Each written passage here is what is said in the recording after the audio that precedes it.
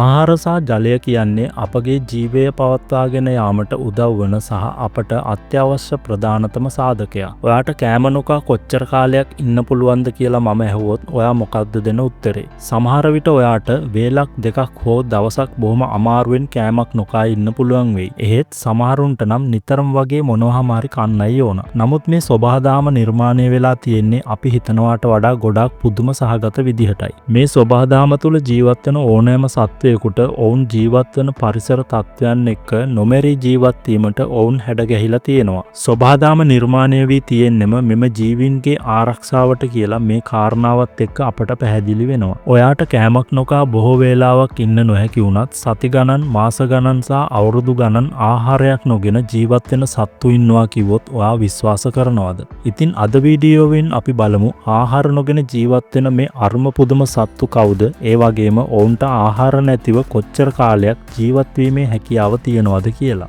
වීඩියෝවට යන්න කලින් ඔයාට ඉතාමත් ආදරයෙන් මතක් කරනවා channel එක subscribe කරලා අපිත් එක්ක එකතු වෙන්න කියලා. එහෙනම් අපි යමු වීඩියෝවට.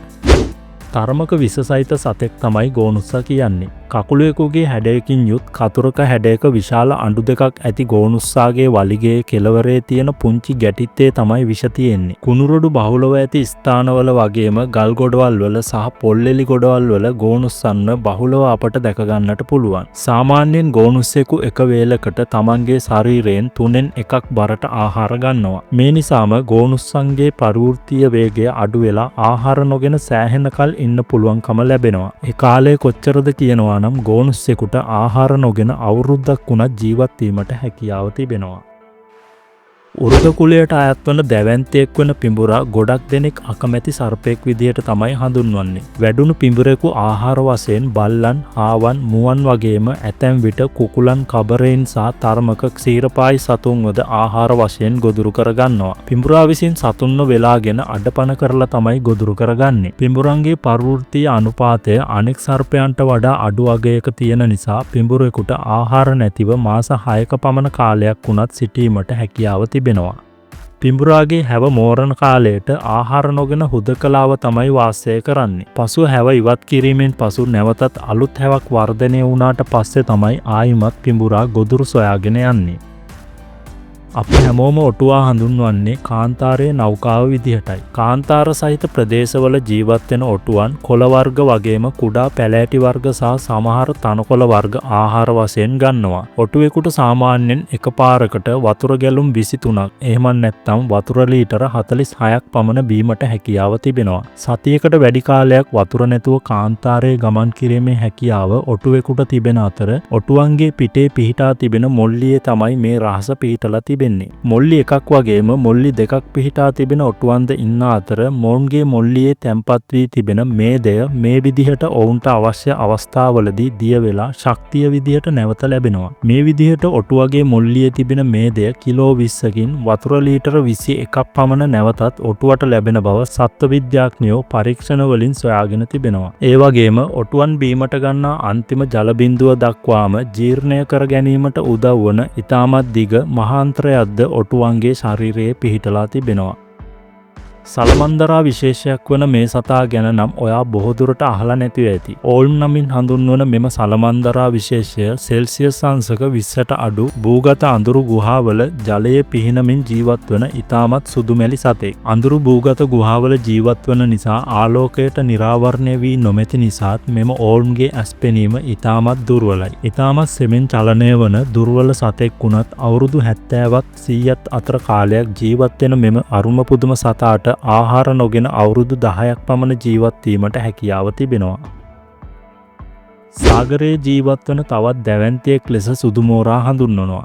මූදේ මෝරු වර්ග 100 ගණනක් ජීවත් වුණත් ඒ අතරින් විශේෂ තැනක් සුදු මෝරාට හිමි වෙනවා. සාමාන්‍යයෙන් මෝරෙකුට පැයට කිලෝමීටර 8ක පමණ වේගයකින් පිහිනා යාමට හැකියාව තිබෙන අතර ගොදුරක් පසුපස හඹා යාමේදී පැයට කිලෝමීටර 16ක පමණ වේගයකින් පිහිනීමටද සුදු මෝරෙකුට හැකියාව තිබෙනවා. මෙතරම් වේගයකින් පිහිනා ගොස් අල්ලා ගන්නා මොවුන්ගේ ගොදුරු අතරට මුහුදේ ඉන්න මත්ස්‍ය විශේෂ වගේම කිමිඳුම්කරුවන් දීවර බෝට්ටුවල ඉන්න දීවරයෝ වගේම මිනිස් ගොදුරුත් අයිති වෙනවා. ඒ වගේම මුහුදු වතුරට ලේ බින්දුවක් මුසු වුණත් එය හඳුනාගෙන ඒ තුලින් ගොදුරු හඹා යාමේ විශේෂ හැකියාවක් සුදු මෝරාට තිබෙනවා. සාගර පරිසරයේ ඉහළම විලෝපිකයෙක් වන සුදු මෝරා අවුරුද්දකට ටොන් 11ක පමණ සමුද්‍ර ජීවීන් ආහාරයටගෙන සමතුලිතතාවයට ඉහළින්ම උර දෙන සතෙක් වන අතර හොඳ සම්පූර්ණ ආහාර වේලකින් පසු මාස 3ක කාලයක් ආහාර නැතිව සිටීමේ හැකියාව සුදු මෝරෙකුට තිබෙනවා. සාගරයේ ඉන්න දැවැන්තයෙක් විදියට අපි බොහෝ විට අසා ඇත්තේ නිල්තල් මසා ගැන පමණයි. එහෙත් සාගරයේ ඉන්න තවත් ක්ෂීරපායි දැවැන්ත විලෝපිකයෙක් සහ සාගරයේ ඉතාමත් සතුටින් ඉන්න සතෙක් තමයි හම්බැක් තල්මසා කියන්නේ. නිතර වතුරින් උඩට ඇවිත් ආයෙමත් වතුරට වැටීමෙන් සතුටු වෙන හම්බැක් තල්මසුන්ගේ විනෝදාංශය වන්නේ වී හැඩයට වතුර විදීමයි. ඒ වගේම දේශගුණයට අනුව ආහාර ගැනීම මොවුන්ගේ විශේෂත්වය වෙනවා. හම්බැක් තල්මසුන් සීත කාලයේදී ඉතා විශාල ආහාර ප්‍රමාණයක් ලබා ගැනීමෙන් පසු තරබාරු වෙනවා. ඉන්පසු මොවුන් උණුසුම් ප්‍රදේශවලට ගමන් කරන්නේ සංසර්ගය සඳහා තමාට ගැළපෙන ගැහැණු සතෙකු සොයාගෙනයි. එහෙම ගැහැණු සතෙකු සොයාගෙන උණුසුම් ප්‍රදේශවලට යන මොවුන් සංසර්ගයට විශාල කාලයක් ගත කර නැවතත් ද්‍රවීය ප්‍රදේශවලට ගොස් හොඳින් පෝෂණය වෙනවා. සාමාන්‍යයෙන් හම්බැක් තල්මස් අම්මලා තම පැටවුන්ට දෙන කාලයේදී ඔවුන්ගේ සියලුම මේද සංචිතය දිය කර පැටව් පෝෂණය කරනවා. ඒ අනුව හම්බැක් තල්මසුන්ට ආහාර නැතිව මාස 6ක පමණ කාලයක් සිටීමට හැකියාව තිබෙනවා. මේ ලැයිස්තුවට අයත් වන තවත් සතෙක් තමයි වලහා කියන්නේ. බොහොම හිමින් ඇවිදින ඉතාමත් කම්මැලි සහ නින්දට දැඩි කැමැත්තක් දක්වන වලහා ලංකාවේ වනාන්තරවලත් අපට බෙහෙවින් දැක ගන්නට ලැබෙනවා. ඒ වගේම විවිධ රටවල විවිධ පරිසර තත්ත්වවලට හැඩගැහුණු වලස් වර්ග ගණනාවක්ම ඉන්න අතර ගොඩබිම ජීවත් වෙන විශාලතම මාංශ භක්ෂකයා විදියට වලහාව හඳුන්වනවා. ආහාර හිඟ කාලයට වලහාගේ ශරීරයේ තිබෙන අපද්‍රව්‍ය ප්‍රෝටීන බවට පත් වෙලා වලහාට අවශ්‍ය ශක්තිය ලබා දෙන බව විද්‍යාඥයෝ පවසනවා. ඒ අනුව වලහෙකුට කිසිදු ආහාරයක් නොගෙන වතුර නොබී සහ මල මුත්‍රා පිට නොකර මාස 3ක පමණ කාලයක් සිටීමේ හැකියාව තිබෙනවා. මේ කාරණය නිසාම මොවුන් මල මුත්‍රා පිට නොකර ඉන්න අතර ලෝවටා සීත ප්‍රදේශවල ඉන්න වලසුන්ගෙන් මෙම ලක්ෂණය ඉතාමත් හොඳින් නිරීක්ෂණය කර ගැනීමට හැකියාව ඇති බව සත්ව විද්‍යාඥයෝ වැඩිදුරටත් පවසනවා. ගලපගොස් ඉබ්බන් අපට ටිකක් නුහුරු සතෙක් වගේම ඉබි පවුලේ ඉන්න විශාලතම සමාජිකයා ලෙසත් හඳුන්වනවා. තාරකා ඉබ්බන්, ගල් ඉබ්බන්, කිරි ඉබ්බන් වැනි අනිකුත් ඉබි විශේෂ මෙයාට පහලින් තමයි ඉන්නේ. Taman අවට තියෙන ඕනෑම ශාකයක් කෑමට ගන්නා ගලපගොස් ඉබ්බන් ශාක භක්ෂකයන් වන අතර මොවුන්ව ගලපගොස් දූපත්වල බහුලව දැක ගැනීමට හැකියාව තිබෙනවා. මෙම ගලපගොස් ඉබ්බන්ට ඉතාමත් මන්දගාමී පරිවෘත්තීය ක්‍රියාවලියක් තමයි පිහිටලා තියෙන්නේ. මොවුන්ට වතුර නැතුව නම් දවසක්වත් ජීවත් වීමට අමාරු වුණත් ආහාර නැතිව අවුරුද්දක පමණ කාලයක් ඉන්න හැකියාව තිබෙනවා. ලංකාවට නම් නුහුරු සතෙක් වන පෙන්ගුයින් වැඩි වශයෙන්ම සීතල හිමෙන් වැසුණු ප්‍රදේශවල තමයි අපට දකින්නට ලැබෙන්නේ. ඉතාමත් අලංකාර සතෙක් වන පෙන්ගුයින් ආහාර වශයෙන් මුහුදු ජීවීන් ආහාරයට ගන්නා අතර මොවුන්ගේ කැමැතිම ආහාර විදියට කුඩා මාළු විශේෂයන් සහ දැල්ලෝ අයත් වෙනවා. ඉතා සීතල මුහුදු ජලයේ මීටර 50ක් පමණ කිමිදිලා ගොදුරු සොයාගෙන යාමට පෙන්ගුයින්ට හැකියාව තිබෙනවා. පෙන්ගුයින් සතුන් ආහාර හිඟ කාලයේදී ඔවුන්ට අවශ්‍ය ශක්තිය සපයා ගන්නේ ඔවුන්ගේ ශරීරයේ තිබෙන මේද තට්ටු දිය කරමින් බව සත්ව විද්‍යාඥයන් පවසන අතර පෙන්ගුයින්ට ආහාර නොමැතිව මාස 3ක පමණ කාලයක් සිටීමට හැකියාව තිබෙනවා.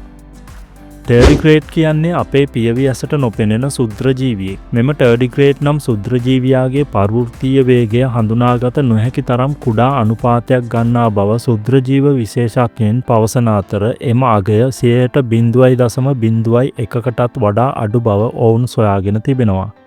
මෙම ශුද්‍ර ජීවියාගේ මෙම අසාමාන්‍ය හේතුව නිසාම මොවුන්ට වසර 30ක පමණ කාලයක් ආහාර නොමැතිව ජීවත් වීමේ හැකියාව තිබෙනවා. ටිකක් භයානක වගේම ඉතා දරුණු සතෙක් විදියට තමයි කිඹුලව අපි හඳුන්වන්නේ. ලෝකයේ පුරා කිඹුල් වර්ග බොහොමයක් ඉන්න අතර ලංකාවේද කිඹුල් වර්ග 3ක් අපට දැක ගන්නට පුළුවන්. මේ ඇතැම් කිඹුල් වර්ග දරුණු වන අතර ලංකාවේද අපට නිරන්තරයෙන්ම කිඹුල් ප්‍රහාර ගැන වාර්තා වෙනවා. ජලයේත් ගොඩබිමත් වාසය කරන කිඹුලන් තම ආහාර විදියට මිනිසුන් ඇතුළුව ඕනෑම සතෙක් ගොදුරු කර ගන්නවා. මේ විදියට කිඹුලා විසින් ලබා ගන්නා හොඳ ආහාර වේලකින් පසු ඔවුන්ට අවුරුදු 3ක පමණ කාලයක් ආහාර නොමැතිව ජීවත් වීමට හැකියාව තිබෙනවා. අපේ පරිසරය තුළ අපි කොයිතරම් ගෙම්බන් දැක තිබුණත් ආහාර නොමැතිව ජීවත්වීමේ හැකියාව ඒ කිසිම ගෙම්බෙකුට නැහැ. ඔවුන්ගේ පැවැත්මට ආහාර සහ ජලය අත්‍යවශ්‍යම සාධක වෙනවා. නමුත් මෙම ගෙඹි විශේෂය පොළොවේ ගුල් හාරගෙන ජීවත් වෙන ගෙඹි විශේෂයක් ලෙස හඳුන්වනවා. ආහාර හිඟ කාලෙට ගුල්වලට වෙලා නිද්‍රාශීලව ඉන්නා මෙම වලවල් කපන ගෙම්බන් ඔවුන්ගේ ශරීරයේ තිබෙන ශක්ති සංචිතයන් ඔවුන්ගේ පැවැත්මට යොදා ගන්නවා. ඒ විදිහට වලවල් තුළ ජීවත් වෙන මෙම ගෙම්බන් සයික්ලෝරානා ඇල්බොකුටාටා නමින් හඳුන්වන අතර මොවුන්ට ආහාර නොමැතිව අවුරුද්දක් හෝ ඊට වැඩි කාලයක් ජීවත් වීමට හැකියාව තිබෙනවා. අපි හැමෝගෙම ගෙවල් වල ඉන්න සුරතලෙත් තමයි මේ ලැයිස්තුවේ අන්තිමටම ඉන්නේ. පූසා කියන්නේ දීර්ඝ ඉතිහාසයක් තියෙන අපූර්ව සුරතල් සත්වයෙක් වගේම කාගෙත් ආදරයට ඉතාමත් ඉක්මනින් ලක්වෙන සතෙක් කිව්වොත් මන් නිවැරදි. නිතරම කෑම ඉල්ලලා අපට කරදර කළාට හොඳ සෞඛ්‍ය තත්ත්වයකින් ඉන්න පූසෙකුට සති 2ක් වගේ කාලයක් කෑම නොකා කිසිම ප්‍රශ්නයක් නැතුව ඉන්න පුළුවන් බව වාර්තා වෙනවා. නමුත් ඔයා ගෙදර ඇති කරන පූසව නම් මේ පරීක්ෂණයට ගන්න යන්න එපා. මොකද එයාලා දැන් නිතරම කෑම කාලා ඉන්න නිසා එකපාරටම කෑම නොදී ඉන්න ගියොත් එයාට ඒක දරා ගන්න බැරි වෙයි. සත්ව ලෝකයේ සම්බන්ධ මේ තොරතුරු ඔයා මීට කලින් දැනගෙන හිටියද? සත්තුන්ට පිහිටලා තිබෙන මේ අපූර්ව හැකියාවන් ගැන ඔයාගේ අදහස කමෙන්ට් කරන්නත් අමතක කරන්න එපා. එහෙනම් තවත් මේ වගේම වටිනා වීඩියෝකින් හමු වෙනතුරු ඔයාට සුබ දවසක් ප්‍රාර්ථනා කරනවා.